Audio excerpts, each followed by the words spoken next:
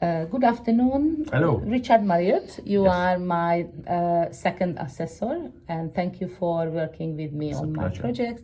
As part of my project, I needed to sample some of your work, and I chose coursework and mock and final exam papers as well. So we are going to talk about student 3. And for this feedback session, I'm going to talk about this specific exam paper. So I think overall you've done a brilliant job, and obviously you use the assessment criteria from Gateway when you were completing your marking. It's a very complicated marking scheme. I Yes, think you can yeah. agree on that. And you had all sorts planning. So these are the criteria: planning, content, layout and style, range of expression, grammar, spelling, punctuation.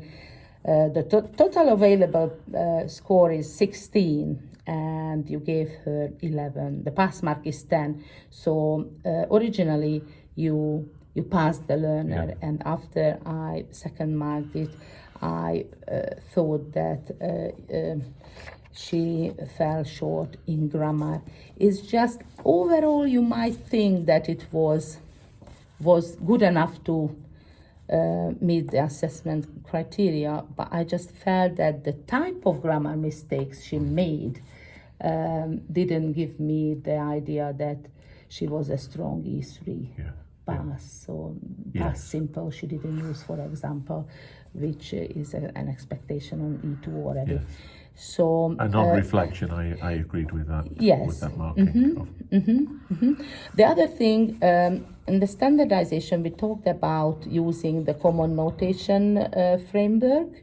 And if you look here, so most of the time you correct the mistake. Yes. And you tell her what the actual mistake was and how to write it correctly. In the standardization meeting, we agreed that we would just indicate in the margin what type of mistake it is. So, for example, if it's a G for grammar, then you would indicate. And as you can see here on my paper, the margin is just full of G's, and I was just under the impression that it wasn't a pass. Yeah. But, so if you could tell me how you felt about seeing her failing by me. Yeah, I mean, I think that I agree. The grammar, there were lots of inconsistencies in the grammar, lots of inaccuracies. I think that I was more swayed by the criteria that said if it's still comprehensible, if you still understand what the learner is trying to say, then at some level you can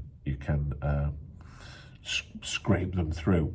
But having seen the way you marked it, and having seen the number of in that form, in that layout, the number of grammatical errors, then on reflection I felt that she needed the opportunity to try again, to improve her confidence as well. Exactly. As her mark. Yes. So then we agreed that we would give her another chance, as we Yes. should.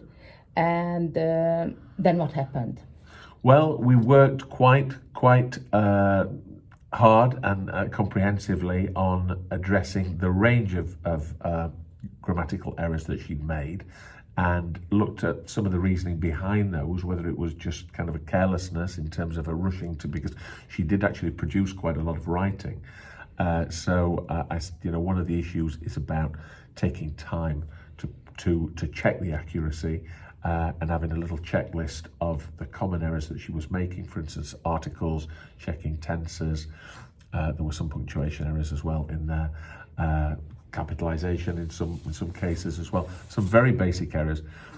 So we talked about proofreading, the importance of that, and then of course we talked about the importance of planning in much greater detail to give her the best chance of achieving the structure Yes. and the layout, which would guide not only the assessor but would guide her through a much more coherent piece of writing. Exactly. So this is what we could see, or I could see in the second attempt.